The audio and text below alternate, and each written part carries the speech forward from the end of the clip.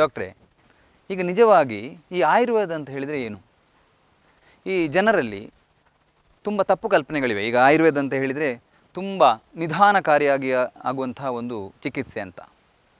ಇನ್ನೊಂದು, ಈ ಆಯುರ್ವೇದ ಔಷಧಿಗಳನ್ನು ನಿರಂತರವಾಗಿ ತೆಗೆದುಕೊಂಡ್ರೆ ಅದರಿಂದ ಬೇರೆ ಬೇರೆ ಅಂಗಾಂಗಗಳ ವೈಫಲ್ಯತೆ ಕಾರಣ ಆಗ್ಬೋದು ಎನ್ನುವಂಥದ್ದು. ಈಗ ಕೆಲವರು ಹೇಳ್ತಾರೆ, ಈ ಕಹಿ ಪದಾರ್ಥಗಳನ್ನು ತುಂಬ ತಗೊಂಡ್ರೆ, ಈಗ ಡಯಾಬಿಟೀಸ್ ಅನ್ನುವಂಥ ಕಾಯಿಲೆಗಳಿಗಿರ್ಬೋದು, ಬೇರೆ ಕಾಯಿಲೆಗಳಿಗಿರ್ಬೋದು, ಈ ಕಹಿ ಪದಾರ್ಥವನ್ನು ಕಂಟಿನ್ಯೂಸ್ ಆಗಿ ತಗೊಂಡ್ರೆ ಅಂಗಾಂಗಗಳ ವೈಫಲ್ಯತೆ ಬರ್ಬೋದು ಅಂತ ಒಂದು.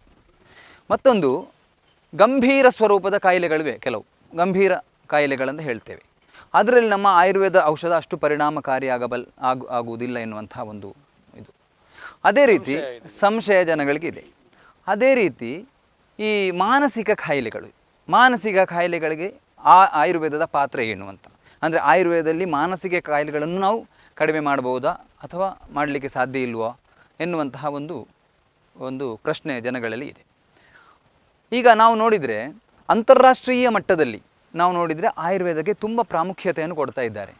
ಈಗ ಬೇರೆ ಬೇರೆ ದೇಶದಿಂದ ಇರ್ಬೋದು, ರಷ್ಯಾದಿಂದ ಇರ್ಬೋದು, ಕಜಕಿಸ್ತಾನದಿಂದ ಇರ್ಬೋದು, ಜರ್ಮನಿಯಲ್ಲಿ ಇರ್ಬೋದು, ತುಂಬ ಜನ ಇಂಡಿಯಾಕ್ಕೆ ಬರ್ತಾರೆ, ಚಿಕಿತ್ಸೆ ಮಾಡಿಸ್ಕೊಂಡು ಹೋಗ್ತಾರೆ.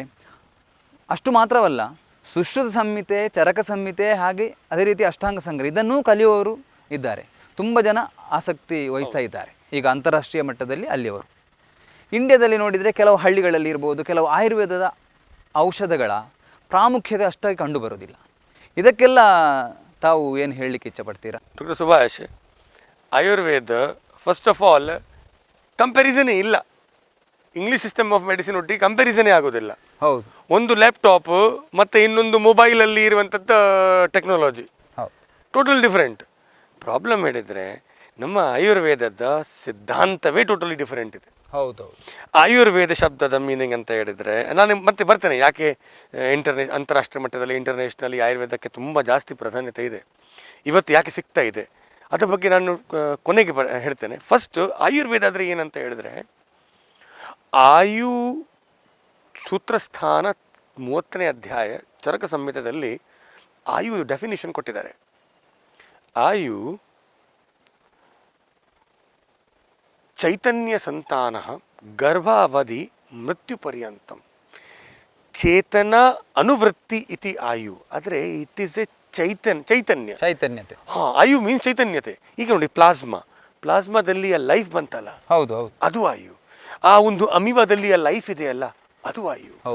ಈ ಚೈತನ್ಯತೆ ಇದೆಯಲ್ಲ, ಈ ಚೈತನ್ಯ ಸಂತಾನ ಅಂದರೆ ಚೇತನೆಯದು ಅಭಿವೃದ್ಧಿ, ಗ್ರೋತ್. ಈಗ ನಿನ್ನೆ ನಮ್ಮ ಒಳಗಡೆ ಏನು ಚೇತನ ಇತ್ತು ಅದಕ್ಕಿಂತ ಇವತ್ತು ನಾವು ಇನ್ನೂ ಡೆವಲಪ್ ಆಗಿದ್ದೇವೆ. ಸೊ ಚೇತನೆ ಅಂತ ಹೇಳಿದ್ರೆ ಕಾನ್ಷಿಯಸ್ನೆಸ್. ಆಯುರ್ವೇದ ಆಯು ಅಂತ ಹೇಳಿದ್ರೆ ಕಾನ್ಷಿಯಸ್ನೆಸ್, ವೇದ ಅಂತ ಹೇಳಿದ್ರೆ ಸೈನ್ಸ್ ಆಫ್ ಕಾನ್ಷಿಯಸ್ನೆಸ್. ಸೊ ಇದು ಕಾಯಿಲೆಗಳಿಗೆ ಸರಿ ಮಾಡಲಿಕ್ಕೆ ಮಾತ್ರ ಅಲ್ಲ, ಈವನ್ ನಮ್ಮ ವ್ಯಕ್ತಿತ್ವ ನಿರ್ಮಾಣಕ್ಕೆ, ವ್ಯಕ್ತಿತ್ವ ಉತ್ತರೋತ್ತರ ವೃದ್ಧಿಗೋಸ್ಕರ ಸಹ ಆಯುರ್ವೇದದ ತುಂಬ ದೊಡ್ಡ ರೋಲ್ ಇದೆ. ಸೊ ಕಾಯಿಲೆ ಒಂದು ಸರಿ ಮಾಡಲಿಕ್ಕೆ ಆವಾಗ ಆಬ್ವಿಯಸ್ಲಿ ಈಗ ಬಾಡಿ ಒಳಗೆ ಕಾನ್ಷಿಯಸ್ನೆಸ್ ಸರಿ ಇಲ್ಲದಿದ್ದರೆ ಕಾಯಿಲೆ ಬಂದೇ ಬರ್ತದೆ. ಈಗ ಉದಾಹರಣಕ್ಕೆ ನಮ್ಮ ದೇಹ ಒಳಗೆ ಎಲ್ಲ, ಈಗ ನೀವು ಎನಾಟಮಿ, ಫಿಸಿಯಾಲಜಿ, ವೆಸ್ಟರ್ನ್ ಮೆಡಿಕಲ್ ಸಿಸ್ಟಮಲ್ಲಿ ಅವರು ಈ ಬಾಡಿ ಮೇಲೆ ಮಾತ್ರ ಸ್ಟಡಿ ಮಾಡೋದು. ಅದೇ ಸ್ಟಡಿ ಮಾಡುವಾಗ ಈ ಕಾನ್ಷಿಯಸ್ನೆಸ್ ಉಂಟಲ್ಲ, ಈ ಚೈತನ್ಯ, ಇದನ್ನು ಕಂಪ್ಲೀಟ್ ಹೊರಗೆ ಇಡ್ತಾರೆ ಅವರು. ಎನಾಟಮಿ ಅಂತ ಹೇಳಿದ್ರೆ ಡೆಡ್ ಬಾಡಿ ಸ್ಟಡಿ ಅಷ್ಟೇ. ಇದು ಬೋನ್, ಅಷ್ಟೇ. ಈಗ ಫಿಸಿಯಾಲಜಿಯಲ್ಲಿ ಸಹ ಇಲ್ಲಿಂದ ಪ್ರೆಷರ್, ಕಡಿಮೆ ಪ್ರೆಷರಿಂದ ಹೈ ಪ್ರೆಷರಿಗೆ, low pressure to high pressure, there is a movement. There is no talk about consciousness. Heart is creating a impulse. ಆದರೆ why sodium potassium pump, but who is doing that? ಯಾಕೆ ಆಗ್ತಾ ಉಂಟು ಅದರ ಬಗ್ಗೆ ಮಾತೇ ಇಲ್ಲ. ಅದು ಚೈತನ್ಯ ಬಗ್ಗೆ ಅಲ್ಲಿ ಮಾತುಕತೆ ಆಗೋದಿಲ್ಲ. It is totally like A machine repair. ಅವರು ಅಷ್ಟೇ ಪಾಠ ಮಾಡ್ತಾರೆ. So it's A totally different medical system. ನಮ್ಮ ಶಕ್ತಿ ಏನಿದೆ, ನಾವು ಸೈಕೋಸೊಮ್ಯಾಟಿಕ್ ಅಪ್ರೋಚ್, ನಾವು ಬಾಡಿ ಮತ್ತು ಮೈಂಡನ್ನು ಮತ್ತು ಈ ಚೇತನೆಯನ್ನು ಒಟ್ಟಿಗೆ ತಗೊಂಡು ಹೋಗ್ತೇವೆ. ಆದರೆ ಎಲ್ಲಿವರೆಗೆ ಆಯುರ್ವೇದಿಕ್ ಡಾಕ್ಟರ್ಸ್ ಅಲೋಪ್ಯಾಥಿಕ್ ಪರ್ಸ್ಪೆಕ್ಟಿವಲ್ಲಿ ಮಾತ್ರ ಪ್ರಾಕ್ಟೀಸ್ ಮಾಡ್ತಾರೆ, ಆದರೆ ಪೇಷಂಟ್ ಅಂತ ಹೇಳಿದ್ರೆ ಮಷಿನ್ ಮಾತ್ರ, ಅಲ್ಲಿವರೆಗೆ ನಮಗೆ ಸಕ್ಸಸ್ ಸಿಗೋದಿಲ್ಲ, ವೈಫಲ್ಯತೆಗಳು ಕಾಣುವ ಚಾನ್ಸಸ್ ಜಾಸ್ತಿ ಇದೆ. ನಾವು ಏನು ಮಾಡಬೇಕು, ನಮ್ಮ ಪವರ್ ಏನಿದೆ, ನಾವು ಆ ಪೇಷಂಟ್ ಆ ಒಳಗದ ಚೇತನೆ ಇದೆಯಲ್ಲ, ಆ ಚೈತನ್ಯತ್ವ ಅದನ್ನು ಮುಟ್ಟಬೇಕು, ಅದನ್ನು ಸರಿ ಮಾಡಲಿಕ್ಕೆ ಪ್ರಯತ್ನ ಮಾಡಬೇಕು. ಚೈತನ್ಯತೆಯ ಸಮತೋಲನವನ್ನು ಮಾಡಬೇಕು, ಅದರೊಟ್ಟಿಗೆ ಚೈತನ್ಯವನ್ನು ವೃದ್ಧಿಸುವಂಥ ಕಾರ್ಯವನ್ನು ಕೂಡ ನಾವು ಮಾಡಬೇಕಂತ ನೀವು ಹೇಳ್ತಾ ಹೌದು doctor Subhash. Subhash is very important. ಇವತ್ತಿನ ಒತ್ತಡದಲ್ಲಿ ಆ ಡಾಕ್ಟರ್ ನಮ್ಮ ಹತ್ರ ನಾವು ಸಹ ಅಲೋಪತಿಕ್ ಡಾಕ್ಟರ್ ಆಗಿ ಮಾತ್ರೆ ಸಿರಪ್ ಕೊಟ್ಟರೆ ಅದು ಆಗೋದಿಲ್ಲ. ನಾವು ಆ ಪೇಷಂಟದ ಕಂಡೀಷನನ್ನು ಅರ್ಥ ಮಾಡಿಕೊಡ್ಬೇಕು. ಮತ್ತು ಪ್ರಕೃತಿಯಲ್ಲಿ ಒಂದು ಸಜೀವ ಔಷಧಿ ಇದೆಲ್ಲ ಲೈವ್ಲಿ ಮೆಡಿಸಿನ್ಸ್. ಹೌದು. ಇದನ್ನು ಒಂದು ಕರೆಕ್ಟ್ ನಿರ್ಧಾರಣೆ ಮಾಡಿ ಯಾವುದು ವೃದ್ಧಿ ಇದೆ ಅದನ್ನು ಕಮ್ಮಿ ಮಾಡಲಿಕ್ಕೆ ವಿಪರೀತ ಗುಣಗಳದ ಔಷಧಿಗಳನ್ನು ಗುಣವಿಶೇಷ ಸಾಮಾನ್ಯ ವಿಶೇಷ ಸಿದ್ಧಾಂತವನ್ನು ನೋಡಿ ವೃದ್ಧಿಹಾಸ ಸಿದ್ಧಾಂತವನ್ನು ನೋಡಿಕೊಂಡು ನಾವು ನಿಜವಾಗಿ ಮೆಡಿಸಿನ್ಸ್ ಕೊಟ್ಟರೆ ಪೇಷಂಟ್ 100% ಇಂಪ್ರೂವ್ ಆಗ್ತದೆ. ಸಮಸ್ಯೆ ಈಗ ಎಂತಾಗಿದೆ ಇವತ್ತಿನ ಸಮಯದಲ್ಲಿ, ನಾವು ನಮ್ಮ ಎಜುಕೇಷನ್ ಸಿಸ್ಟಮಲ್ಲಿ ಆಯುರ್ವೇದ ಸಿಸ್ಟಮಲ್ಲಿ ಈ ಚೇತನೆ ಉಂಟಲ್ಲ, ಚೇತನೆಯದ ವಿಜ್ಞಾನ ಅದು ಆಯುರ್ವೇದ. ವೇದ ಅಂತ ಹೇಳಿದ್ರೆ ವಿಜ್ಞಾನ, ಮತ್ತು ಚೇತನೆ ಅಂತ ಇದು ಚೈತನ್ಯತ್ವ, ಒಂದು ಕಾನ್ಷಿಯಸ್ನೆಸ್. ಸೊ ಹೊಸ ವರ್ಡ್ ನಾವು ಹೇಳಿದ್ರೆ ಆಯುರ್ವೇದಕ್ಕೆ that will be conscionics. It's a science of consciousness. ಆ ಸೈನ್ಸ್ ಆಫ್ ಕಾನ್ಷಿಯಸ್ನೆಸ್ಸನ್ನು ಓದಲಿಕ್ಕೆ ಇದ್ದರೆ ನೀವು ನಿಜವಾಗಿ ಆ ಪೇಷಂಟದ ಮನಸ್ಸನ್ನು ನಿಮ್ಮ ಮನಸ್ಸಿನಿಂದ ಸ್ಪರ್ಶ ಮಾಡಿದರೆ, ಹೌದು, ಕರೆಕ್ಟಾಗಿ ಅದನ್ನು ಅಲ್ಲಿಗೆ ಮುಟ್ಟಿಸಿದರೆ ನೀವು, ಮತ್ತು ಆ ಔಷಧಿಯನ್ನು ನೀವು ಕರೆಕ್ಟಾಗಿ ಕೊಟ್ಟಿದರೆ 100ಕ್ಕೆ 100% ಸರಿ ಆಗ್ತದೆ. It is not placebo effect. ಇವರೆಂತ ಮಾಡ್ತಾರೆ, ಆ ಮೆಂಟಲ್ ಪವರಿಂದ ಮೆಂಟಲ್ ಹೀಲಿಂಗ್ ನಮ್ಮಲ್ಲಿ ಇದೆಯಲ್ಲ, ಮೆಡಿಟೇಷನಲ್ ಹೀಲಿಂಗ್, ಅದನ್ನು ಅವರು ಪ್ಲಾಸಿಬೋ ಅಂತ ಹೇಳಿಬಿಡ್ತಾರೆ. ಕರೆಕ್ಟ್. ವೆಸ್ಟರ್ನ್ ಮೆಡಿಕಲ್ ಸಿಸ್ಟಮ್ ಇಲ್ಲ. ನಾವು ಪೇಷಂಟಿಗೆ ಔಷಧಿಯ ಜೊತೆಗೆ ಈ ಕೈಗುಣ ಹೇಳ್ತೇವಲ್ಲ, ಹೌದು, ದ್ಯಾಟ್ ಈಸ್ ವೆರಿ ಇಂಪಾರ್ಟೆಂಟ್. ಅದು ನಮ್ಮ ಕಾನ್ಷಿಯಸ್ನೆಸ್ಸಿಗೆ ಮುಟ್ಟುವಂಥದ್ದ ಒಂದು ಶಕ್ತಿ. ಸೊ ಅದು ಎಲ್ಲಿವರೆಗೆ ನಾವು ಡೆವಲಪ್ ಮಾಡಿಕೊಡೋದಿಲ್ಲ ಅಲ್ಲಿವರೆಗೆ ನಮಗೆ ಪೇಷಂಟ್ಸಿಗೆ ಎಕ್ಸ್ಟ್ರಾ ಬೆನಿಫಿಟ್ ಕೊಡಲಿಕ್ಕೆ ಸ್ವಲ್ಪ ಕಷ್ಟ ಆಗ್ತದೆ. ಡಾಕ್ಟ್ರೇ, ನೀವು ನಿಮ್ಮ ಈ ಪ್ರಾಕ್ಟೀಸ್ನಲ್ಲಿ ರಾಷ್ಟ್ರೀಯ ಮಟ್ಟದಲ್ಲಿರುವವರು ಅಂತಾರಾಷ್ಟ್ರೀಯ ಮಟ್ಟದಲ್ಲಿ ಕೂಡ ನೀವು ತಮ್ಮನ್ನು ತಾವು ತೊಡಗಿಸಿಕೊಂಡಿದ್ದೀರಿ. ಈಗ ಈ ಆಯುರ್ವೇದ ಚಿಕಿತ್ಸೆ ಅಂತ ಹೇಳ್ತೇವೆ ನಾವು, ಈ ಆಯುರ್ವೇದ ಚಿಕಿತ್ಸೆಯ ಪರಿಣಾಮಗಳು ಅಂದರೆ ಅದರದ್ದು ರಿಸಲ್ಟ್ ಏನು ಹೇಳ್ತೇವೆ ಅದು ತುಂಬ ಸ್ಲೋ ಅಂತ ಜನರು ಹೇಳ್ತಾರೆ. ಇದರ ಬಗ್ಗೆ ತಾವು ಏನು ಹೇಳಲಿಕ್ಕೆ ಇಷ್ಟಪಡ್ತೀರಾ? ನೋಡಿ, ಸಿಂಪ್ಟಮ್ ಸರಿ ಮಾಡಲಿಕ್ಕೆ ಮನಸ್ಸಿದ್ರೆ ಅದು ಬೇರೆ ವಿಷಯ. ಹೌದು. ಕಾಯಿಲೆ ಸರಿ ಮಾಡಲಿಕ್ಕೆ ಇದ್ದರೆ ಅದು ಬೇರೆ ವಿಷಯ. ಹೌದು. ಸಿಂಪ್ಟಮೆಟಿಕ್ ಇಂಪ್ರೂವ್ಮೆಂಟ್ ಅಂತ ಹೇಳಿದ್ರೆ ಆ ಮೊಮೆಂಟ್ ಬ್ರೈನಿಗೆ ಅದರದ ಇಫೆಕ್ಟ್ ಸಿಗದಾಗೆ ಹಾಕಿ ಮಾಡ್ತಾರೆ ಇಂಗ್ಲಿಷ್ ಮೆಥಡಲ್ಲಿ. ಅದು ಕ್ಯೂರ್ ಇಲ್ಲ. ಪೇನ್ ಕಿಲ್ಲರ್ ಕೊಡುವಂತ ಅಷ್ಟೇ, ಪೇನ್ ಕಿಲ್ಲರ್ ಆಗಲಿ ಯಾವುದು ಈವನ್ ಆಂಟಿಬಯೋಟಿಕ್ ಆ ಮೊಮೆಂಟಿಗೆ ಮಾತ್ರ ಅದು ಬ್ಯಾಕ್ಟೀರಿಯಾ ಸ್ವಲ್ಪ ಎಫೆಕ್ಟ್ ಕೊಡೋದಿಲ್ಲ. ಡೈಜಿಪಾಮ್ ಆಗಲಿ ಎಲ್ಪ್ರಜೋಲಮ್ ಮಾನಸಿಕ ಔಷಧಿಗಳು ಸಹ ಆಗಲಿ ಅವ್ರದ್ದು ಬ್ರೈನ್ ಬಂದ್ ಮಾಡೋದು ಆ ಮೊಮೆಂಟಿಗೆ. ಅದು it is not A treatment. ಅದು ಆ ತಕ್ಷಣಕ್ಕೆ ಪಾಪ ನೀವು ಬ್ರೈನ್ ಬಂದ್ ಮಾಡಿ ಬಿಡೋದು, ಆ ಸೆನ್ಸೇಷನ್ ಮುಟ್ಲಿಕ್ಕೆ ಬಿಡೋದಿಲ್ಲ. ನಿಜವಾಗಿ ಔಷಧಿ ಅಂತ ಹೇಳಿದ್ರೆ, ಕ್ಯೂರ್ ಅಂತ ಹೇಳಿದ್ರೆ, ನಮ್ಮ ಆಯುರ್ವೇದ ಪ್ರಕಾರ ಇನ್ನೊಂದು ದಾರಿ ಇದೆ. ಅದೇ ಬ್ರೈನ್ ಬಂದ್ ಮಾಡಲಿಕ್ಕೆ ನಾವು ಕಾನ್ಷಿಯಸ್ನೆಸ್ ಅದ ಪ್ರಯೋಗ ಮಾಡ್ತೇವೆ. ಕಾನ್ಷಿಯಸ್ನೆಸ್ ಪ್ರಯೋಗ ಅಂತ ಹೇಳಿದ್ರೆ we just try to connect the patients ಆ ಕಾನ್ಷಿಯಸ್ನೆಸ್, ಆ ಚೇತನೆ, ಆ ಚೈತನ್ಯನ್ನು ನಾವು ಡಾಕ್ಟರ್ ಆಯುರ್ವೇದಿಕ್ ವೈದ್ಯ ಮುಟ್ಲಿಕ್ಕೆ ಸಾಧ್ಯ ಆದರೆ ಅವನು ಸಂಭವ ಮಾಡ್ಬೋದು, ಇಮ್ಮಿಡಿಯೇಟ್ ರಿಸಲ್ಟ್ ಸಿಗ್ತದೆ. ಬಟ್ ನಾವು ನಮ್ಮನ್ನು ಹೊರಗೆ ಇಟ್ಟು ಜಸ್ಟ್ ಮಾತ್ರ ಕೊಡಲಿಕ್ಕೆ ಹೋದರೆ ಅದಾಗೋದಿಲ್ಲ. ಅದು ಅದಕ್ಕಾಗಿ ಎಫೆಕ್ಟ್ ಸಿಗುವುದಿಲ್ಲ. ಆಮೇಲೆ ಬುಡ ಸಮೇತ ಒಂದು ಕಾಯಿಲೆಯನ್ನು ಎಲೋಪತಿ ಸಿಸ್ಟಮ್ ಅಲ್ಲಿ ಕಡಿಮೆ ಮಾಡ್ಲಿಕ್ಕೆ ಆಗುದಿಲ್ಲ. ಅದು ನಿಜವಾಗಿ ಸತ್ಯ. ನೋಡಿ, ಯಾಕೆಂದ್ರೆ ಅವರ ಮ್ಯಾನೇಜ್ಮೆಂಟ್, ಅವರು not cure, they don't cure, they do management. We cure the disease. ಈಗ ನಾವು ಕಾನ್ಷಿಯಸ್ನೆಸ್ ಅನ್ನು ಮನಸ್ಸಿಂದ ಸರಿ ಮಾಡಬೇಕು. ಮತ್ತೆ ಬಾಡಿಯನ್ನು ನಾವು ಪಂಚಕರ್ಮ ಮೂಲಕ ಒಂದ್ಸತಿ ಬಾಡಿಯಲ್ಲಿ ಇರುವಂಥದ್ದು ಎಲ್ಲ ಕೆಟ್ಟಂಶವನ್ನು ಹೊರಗೆ ತೆಗೆದರೆ, ಈಗ ಜನರು ತಿನ್ನುವುದು ಹೊರಗೆ ಹಾಕೋದಿಲ್ಲ. ಈಗ ಮನೆಗೆ ಒಮ್ಮೆ ಹಬ್ಬ ಬಂದರೆ ಯಾವಾಗಲೂ ಒಮ್ಮೆ ನಾವು ಮನೆ ಫುಲ್ ಕ್ಲೀನ್ ಮಾಡ್ತೇವೆ. ನಮ್ಮ ಹತ್ರ ಕಾರ್ ಇದ್ರೆ, ಬೈಕ್ ಇದ್ರೆ ನಾವು ಸರ್ವಿಸಿಂಗ್ ಮಾಡ್ತೇವೆ. ಈ ಬಾಡಿಯನ್ನು ಕ್ಲೀನಿಂಗ್ ಕಾನ್ಸೆಪ್ಟ್ ಎಲ್ಲಿ ಕೊಟ್ಟಿದ್ದಾರೆ ಅಂತ ಹೇಳಿದ್ರೆ ನಮ್ಮ ಆಯುರ್ವೇದಿಕಲ್ಲಿ ಪಂಚಕರ್ಮ. ಹರೇದು ವಸಂತೆ ಶ್ಲೇಷ್ಮಾಣಂ ಪಿತ್ತಂ ಶರದಿ ನಿರ್ಹರೆ, ಕರೆಕ್ಟ್ ಹಾಗೆ ಒಂದು ಹೇಳಿದ್ದಾರೆ. ವರ್ಷ ಸಮಯದ ವಾಯು ಪ್ರಾಕ್ ವಿಕಾರ ಸಮುಚ್ರಯ ಅಂತ. ಈಗ ವಸಂತ ಋತುವಲ್ಲಿ ನೋಡಿ ಅದು ವಮನ ಮಾಡಲೇಬೇಕು. ಶರದಲ್ಲಿ ಭೇದಿ ಮಾಡಿಸಿ ಕ್ಲೀನ್ ಮಾಡೋದು. ಯಾಕೆಂದ್ರೆ ನಮ್ಮಲ್ಲಿ ಆ ಒಂದು ಋತುಗಳಲ್ಲಿ ಒಂದು ಕ್ಲೀನಿಂಗ್ ಸಿಸ್ಟಮ್ ಹೇಳಿಕೊಟ್ಟಿದ್ದಾರೆ. ಇಷ್ಟು ಮಾತ್ರ ಅಲ್ಲ ನೋಡಿ, ಒಂದು ಕಾರ್ ಆಗಲಿ ಮನೆ ಆಗಲಿ ನಾವು ಸರ್ವಿಸ್ ಮಾಡ್ತೇವಲ್ಲ, ಈ ಸರ್ವಿಸಿಂಗ್ ಯಾಕೆ ಮಾಡ್ಬೇಕಂತ ಹೇಳಿದ್ರೆ ಅಲ್ಲಿ ವೇರ್ ಅಂಡ್ ಟೇರ್ ಆಗಿದೆ, ಕರೆಕ್ಟ್, ರಿಪೇರ್ ಆಗಲೇಬೇಕು. ನಮ್ಮ ಸಿಸ್ಟಮ್ ಮಾಡಿಸ್ಕೊಳ್ಬೇಕು. ಹಿಂದೆ ಸಂಚಿಯಲ್ಲಿ ನಾವು ಹೇಳಿದಾಗೆ ಇದು ಒಂದು ರಿಪೇರ್ ಕೆಲಸ ನಾವು ಮಾಡ್ತೇವೆ. Replacement and repair so repair ಮಾಡಲಿಕ್ಕೆ ಹೋಗುವಾಗ ಸ್ವಲ್ಪ ಟೈಮ್ ತಗೊಳ್ತದೆ. ಹೌದು. ಆವಾಗ ಆ ಕೂಡಲೇ ವಿಷಯ ಎಲ್ಲ ಭಾಳ ಬೇಗ ಸರಿ ಮಾಡ್ಬೋದು. ನಾವು ಮೈಂಡನ್ನು ಕಾನ್ಷಿಯಸ್ನೆಸ್ಸನ್ನು ಸರಿ ಮಾಡಬೇಕು ಪೇಷಂಟದು. ಆ ಕಾನ್ಷಿಯಸ್ನೆಸ್, ಆ ಚೇತನೆಗೆ ನಾವು ಮುಟ್ಟಬೇಕು.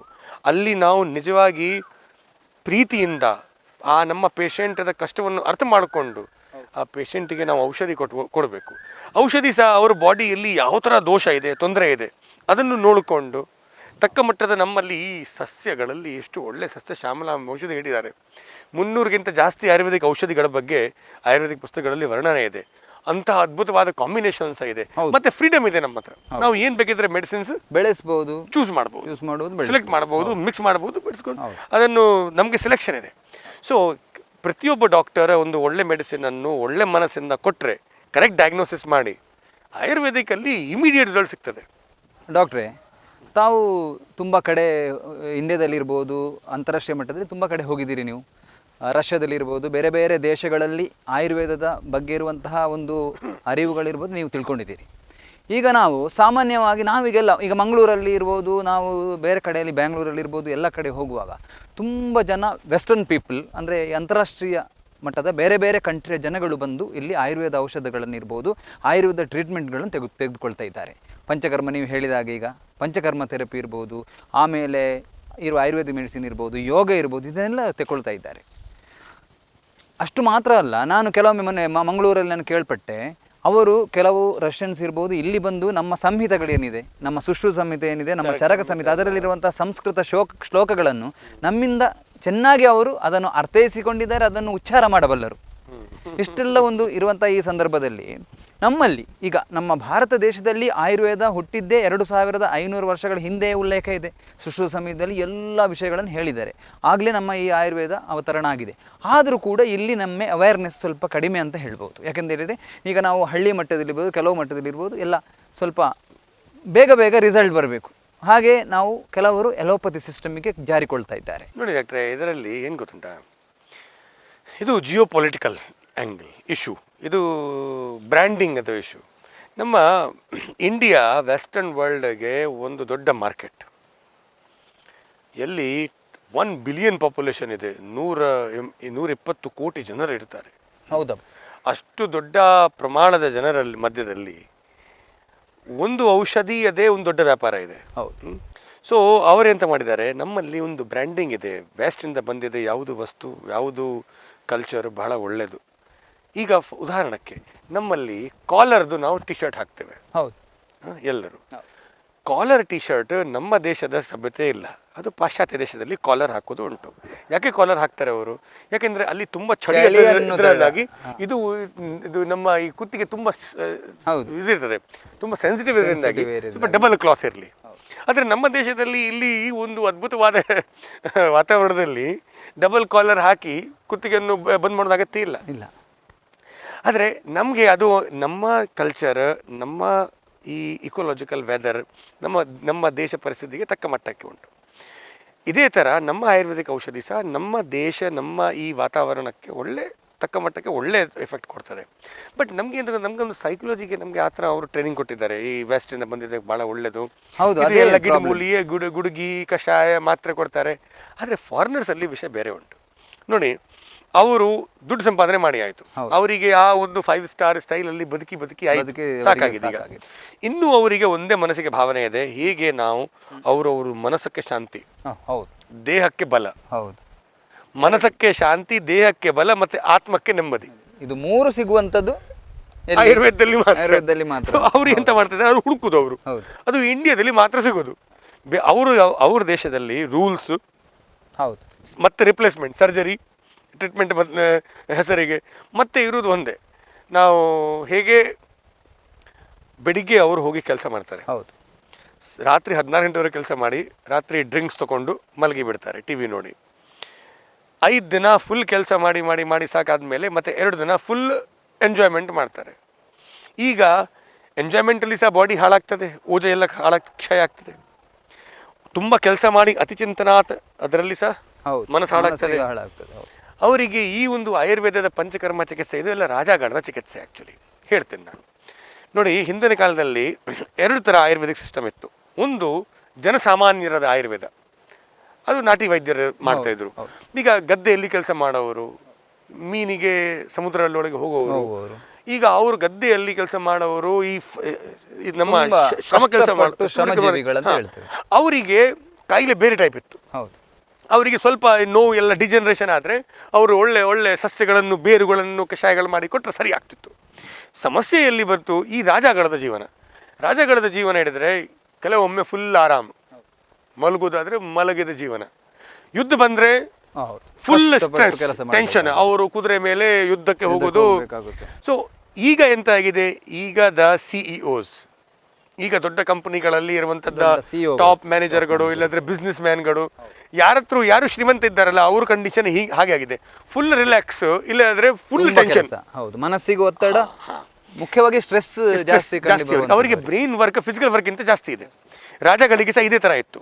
ಆವಾಗ ರಾಜಗಳಿಗೆ ಗಂಟು ನೋವು, ಮೈ ಕೈ ನೋವು, ಸುಸ್ತಾಗೋದು, ಕೆಲಸ ಮಾಡಲಿಕ್ಕೆ ಆಗೋದಿಲ್ಲ, ಆ ಎಲ್ಲ ಕಾಯಿಲೆಗಳು ಬರುವಾಗ ಅವರು ರಾಜಾಶ್ರಯದಲ್ಲಿ ವೈದ್ಯರನ್ನು ಕುತ್ಕೊಡಿಸಿ ಚರಕ ಸಂಹಿತೆ, ಸುಶ್ರುತ ಸಂಹಿತೆ, ವಾಗ್ಭಟ್ಟದು, ಅಷ್ಟಾಂಗ ಸಂಗ್ರಹ ಅಂತಹ ಒಂದು ಗ್ರಂಥಗಳನ್ನು ನಿರ್ಮಾಣ ಮಾಡಿಸಿದ್ರು. ಪಂಚಕರ್ಮ ಚಿಕಿತ್ಸೆ ರಾಜಗಳು ಅವರು ದೇಹ ಶೋಧನೆ ಮಾಡಿಸಿ ಮತ್ತೆ ರಸಾಯನ ತಗೊಂಡು ಬ್ರಷ್ ತಗೊಂಡು ಬಲಶೀಲಾಗಿ ಯೌವನದಲ್ಲಿ ಇರುವುದಕ್ಕೋಸ್ಕರ ಅವರ ಉದ್ದೇಶದಿಂದ ಈ ಆಯುರ್ವೇದಿಕ್ ಪಂಚಕರ್ಮ ಮತ್ತು ರಸಾಯನ ಚಿಕಿತ್ಸೆದು ಪ್ರಾದುರ್ಭಾವ ಆಗಿದೆ. ಇದರದ್ದು ಒಂದು ಜನ್ಮ ಆದ ಕೂಡಲೇ ಆವಾಗ ಈ ಪಂಚಕರ್ಮ ಮತ್ತು ರಸಾಯನ ಚಿಕಿತ್ಸೆ, ಈ ನಮ್ಮ ಚರಕ ಸಂಹಿತೆ ಮತ್ತು ಸುಶ್ರುತದಲ್ಲಿ ಕೊಟ್ಟಿದ್ದಾರಲ್ಲ, ಅದು ಜನಸಾಮಾನ್ಯರದು ಅಲ್ಲ. ಅದು ತುಂಬ ಒತ್ತಡದಲ್ಲಿ ಇರೋರು ಮತ್ತು ರಿಲ್ಯಾಕ್ಸ್ ಆಗಿ ಕೆಲವೊಮ್ಮೆ ಜೀವನ ಇರೋರಿಗೋಸ್ಕರ. ಡಾಕ್ಟರ್ ಸುಭಾಷ್ರೇ, ನಮ್ಮ ಈ ರಾಜಗಣದ ಜೀವನ ತುಂಬ ಒತ್ತಡದ ಜೀವನ, ಇಲ್ಲದ್ರೆ ತುಂಬ ಆರಾಮದ ಜೀವನ. ಮಾನಸಿಕ ಶ್ರಮ ದೇಹದ ಶ್ರಮಕ್ಕಿಂತ ತುಂಬ ಜಾಸ್ತಿ. ಹಾಂ, ಜನಸಾಮಾನ್ಯರದ ಜೀವನ ಬೇರೆ, ಅವರದ್ದು ಮಾನಸಿಕ ಶ್ರಮ ಜೀವನ ಅಲ್ಪ ಸ್ವಲ್ಪ. ಅವರಿಗೆ ನಾಟಿ ವೈದ್ಯರದ ಔಷಧಿಗಳು ನಡೀತಿತ್ತು. ಈ ನಮ್ಮ ಇವತ್ತ ಏನು ಡಾಕ್ಯುಮೆಂಟೇಶನ್ ಇದೆ ಆಯುರ್ವೇದದ ಚರಕ ಸಂಹಿತೆ, ಸುಶ್ರುತ ಸಂಹಿತೆ, ಇದು ಎಲ್ಲ ರಾಜಾಶ್ರಯದಲ್ಲಿ ಪಂಚಕರ್ಮ ರಸಾಯನ ಏನು ಹೇಳಿದೆ ರಾಜಗಳಿಗೋಸ್ಕರ ಆಗಿದೆ ಈ ಶಾಸ್ತ್ರ. ಜನಸಾಮಾನ್ಯರದ ನಾಟಿ ವೈದ್ಯರದ ಅದು ಡಾಕ್ಯುಮೆಂಟಲ್ಲಿ ನಮ್ಮ ಹತ್ರ ಇಲ್ಲ. ಅದಕ್ಕೆ ನಾವು ಹಳ್ಳಿಯಲ್ಲಿ ಹೋಗಿ ಕೆಲವು ನಾಟಿ ವೈದ್ಯರದ ತಗೊಳ್ತೇವೆ, ಅವರು ತುಂಬ ಒಳ್ಳೆ ಹೇಳ್ತಾರೆ. ಈ ಪಂಚಕರ್ಮದ ಸಿದ್ಧಾಂತ ಮತ್ತು ರಸಾಯನ ಸಿದ್ಧಾಂತವನ್ನು ನಾವು ಒಳ್ಳೆ ರೀತಿಯಿಂದ ಇವತ್ತು ಉಪಯೋಗಿಸಿದರೆ ಪ್ರತಿಯೊಂದು ಈಗ CEO ದೊಡ್ಡ ಶ್ರೀಮಂತಿಗೆ ಅದೇ ಕಂಡೀಷನ್ ಆಗಿದೆ. ರಾಜನ ಹಾಗೆ ಬ್ರೈನ್ ವರ್ಕ್ ಜಾಸ್ತಿ ಇದೆ, ಹೌದು, ಫಿಸಿಕಲ್ ವರ್ಕ್ ಇಲ್ಲ. ಆವಾಗ ಬಾಡಿಯಿಂದ ಈ ವಮನ ಮಾಡಿ, ವಿರೇಚನ ಮಾಡಿ, ಭೇದಿ ಮಾಡಿ, ಬಸ್ತಿ ಎಲ್ಲ ಕೊಟ್ಟು ರಕ್ತ ಎಲ್ಲ ಕ್ಲೀನ್ ಮಾಡಿ ಮತ್ತೆ ಒಳ್ಳೆ ಒಳ್ಳೆ ಔಷಧಿಗಳನ್ನು ಕೊಟ್ಟರೆ ತುಂಬ ಚೆನ್ನಾಗಿ ರಿಸಲ್ಟ್ ಸಿಗ್ತದೆ. ಈ ವಿದೇಶದಲ್ಲಿ ಇರೋರದ ಪರಿಸ್ಥಿತಿ ಸಹ ಹಾಗೆ ಇದೆ. ಸೊ ಅವರು ಒಂದು ಸತಿ ಮಾತ್ರ ಪಂಚಕರ್ಮ ತಗೊಂಡ್ರೆ ಮತ್ತೆ ಬಿಡುವುದಿಲ್ಲ. ನಮ್ಮ ಹತ್ರ 15 ವರ್ಷದಿಂದ ಪ್ರತಿ ವರ್ಷ ಪಂಚಕರ್ಮಕ್ಕೆ ಬರೋರು ನಮ್ಮ ಕಾಯಂ ವಿದೇಶಿ ಜನರು ಇದ್ದಾರೆ. ಅವರು ದೊಡ್ಡ ಕಂಪನಿಗಳಲ್ಲಿ ಡೈರೆಕ್ಟರ್ಸ್, ಮ್ಯಾನೇಜರ್ಸು, ಬಿಸ್ನೆಸ್ ಮ್ಯಾನ್ಗಳು, ರಾಜಕೀಯ ನಾಯಕರು ಆ ದೇಶದ್ದು. ಅವರಿಗೆ ಎಂತಾಗ್ತದೆ, ಒಂದು ಸತಿ ಅವರು ಮಾಡಿ ಬಾಡಿ ಫುಲ್ ಕ್ಲೀನ್ ಮಾಡಿ ಹೋಗ್ತಾರೆ, ಮತ್ತು ಒಳ್ಳೆ ರೀತಿಯಿಂದ ಅವರಿಗೆ ಕೆಲಸ ಮಾಡಲಿಕ್ಕೆ ಆಗ್ತದೆ.